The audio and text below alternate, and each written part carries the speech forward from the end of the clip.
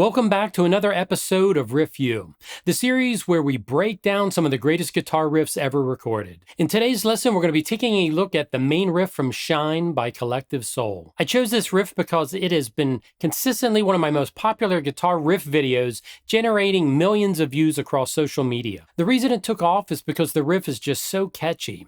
It's a perfect example of how a simple idea can be instantly recognizable.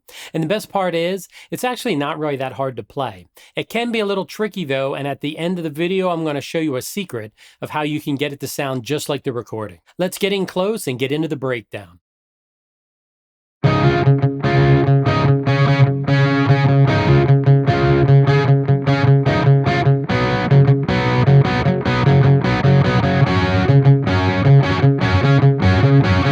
All right, so let's take a look at how to play this. It is 75 beats per minute. It's only 4 measures. It's a lot of 16th notes, a couple 8th notes. All right, so in measure number 1, it's going to sound like this. I'm going to go ahead and play it slower.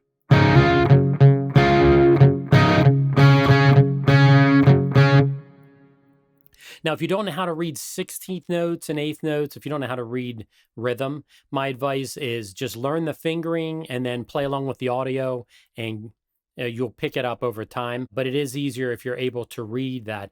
This riff is a little trickier. I think it's trickier to read than it is to play. So once again, that first measure is...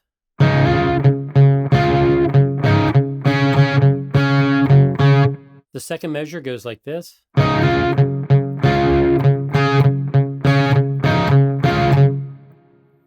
One more time. I think this is the trickiest measure because for beat number 3, it goes...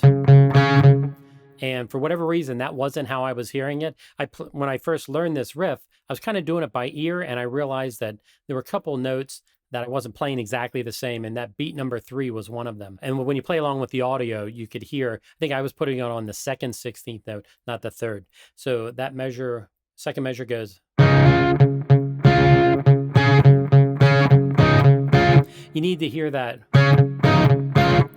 or else it doesn't sound right. One more time. Then moving to measure number 3. I think these are the easier 2 measures. Measures 3 and 4. I think technically they're slightly harder to play because of all like the muting and for whatever reason, the other 3 measures are easier for me. I think measure 3 is a little trickier to have to keep going up and down like this and being able to mute properly. But that measure is going to sound like...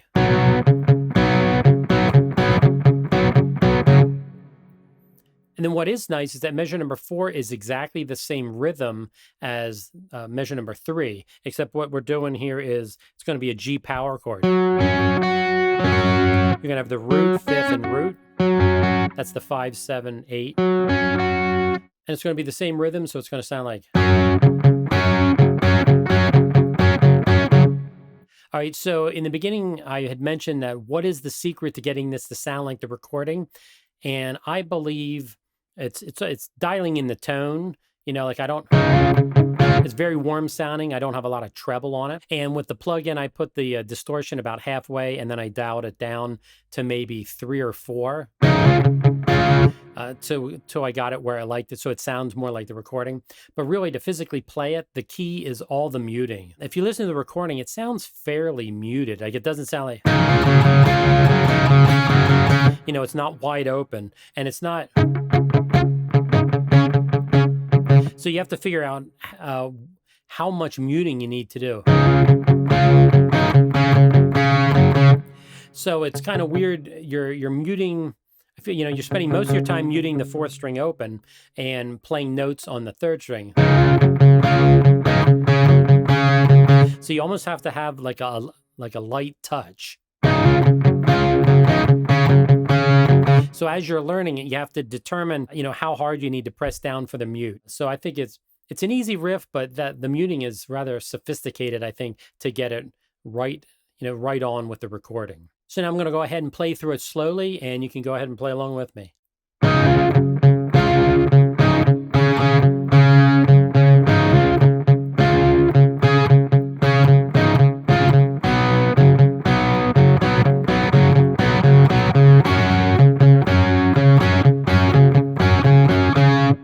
And that's how you play the riff. Once you've got the riff under your fingers, try playing along with the original recording.